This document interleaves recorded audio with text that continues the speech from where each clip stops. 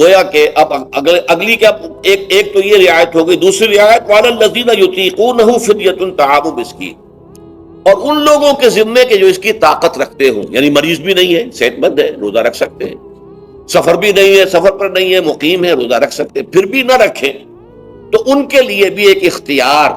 اسی لیے میں نے لفظ استعمال کیا تھا وجوب علی التخییر، واجب تو ہے لیکن اس میں ایک اختیار دے دیا گیا ہے. وہ اختیار کیا ہے؟ فدیۃ طعام مسکین.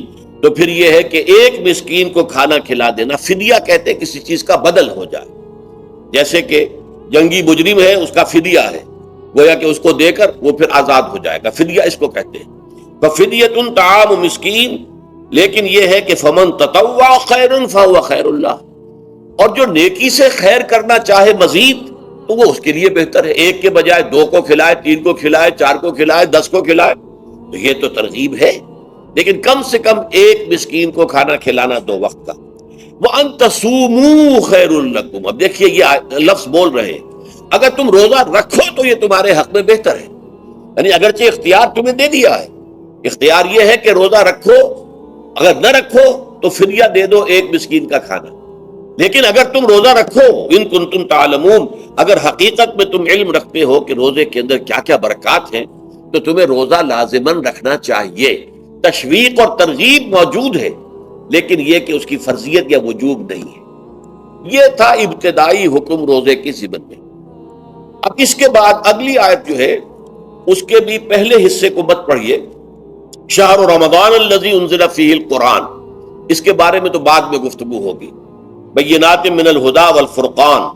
لیکن اگلا جملہ فمن شہد منکم الشہر فلیصم، اب یہ رمضان کے روزے کی فرضیت کا حکم ہے. رمضان کا مہینہ وہ ہے جس میں قرآن نازل کیا گیا. اس کے بارے میں جیسا کہ میں نے عرض کیا پھر بعد میں عرض کروں گا. لیکن جو شخص بھی تم میں سے موجود ہو اس مہینے میں، اپنے گھر میں موجود ہے، اپنے شہر میں موجود ہے، سفر پر نہیں ہے، یا یہ ہے کہ جو شخص بھی اس مہینے کو پائے، اس کی زندگی میں یہ مہینہ آ جائے، یہ برکتوں کا ایک موقع اسے مزید حاصل ہو جائے. فَلْيَصُمْ، یہ امر کا صیغہ ہے، یہ وجوب ہے مطلقاً. اب اس میں جو 2 رعایتیں پہلے دی گئی تھی ان میں سے ایک کو برقرار رکھا. وَمَنْ كَانَ مَرِيضًا أَوْ عَلَى سَفَرٍ فَعِدَّةٌ مِّنْ أَيَّامٍ أُخَرَ. یہی وہ الفاظ ہیں جن کی بنا پر میرا گمان اس وقت بھی یہ تھا کہ یہ 2 بیک وقت نازل نہیں ہو سکتی آیات. یہ جو تکرار ہے بے معنی تکرار ہو جائے گی پھر اگر ایک ہی وقت میں نازل ہو رہی ہو. اور قرآن مجید کی فصاحت اور بلاغت سے یہ چیز بعید ہے کہ وہاں پر اس طرح کی تکرار بلا سبب ہو رہی ہو. قرآن میں اور بہت سی آیات ہیں جن میں کہ آپ کو معلوم ہے کہ پورا رکوع ہے سورہ مزمل کا، جس میں قیام اللیل کا حکم ہے. پھر اسی کے آخر میں وہ آیت شامل کر دی گئی ہے جو کم سے کم 1 سال بعد نازل ہوئی ہے، جس میں کہ رات کے قیام کا وجوب ختم کر دیا گیا، اور صرف یہ کہ جتنا بھی تم سے ممکن ہو سکا کرو. ضروری نہیں ہے کہ 1/3 شب ہو، آدھی ہو، 2/3 ہو، جتنا بھی ممکن ہو قرآن پڑھا کرو رات کو. گویا کہ وہ فرضیت جو تھی قیام اللیل کی وہ ختم ہو گئی. اس حوالے سے وہ جو ناسخ ہے، منسوخ کرنے والی آیت بھی اس کے ساتھ ہی رکھ دی گئی ہے تاکہ وہ جو اصل حکم تھا وہ بھی برقرار سامنے رہے، اور جس نے آ کر اسے منسوخ کیا وہ بھی برقرار رہے اور سامنے رہے. اسی طرح یہاں پر بھی یہ حکم آیا، کتنے عرصے کے بعد آیا یہ مجھے معلوم نہیں، لیکن یہ کچھ عرصے کے بعد آیا ہے. جب رمضان کا مہینہ وہ ہے کہ جس میں قرآن نازل کیا گیا.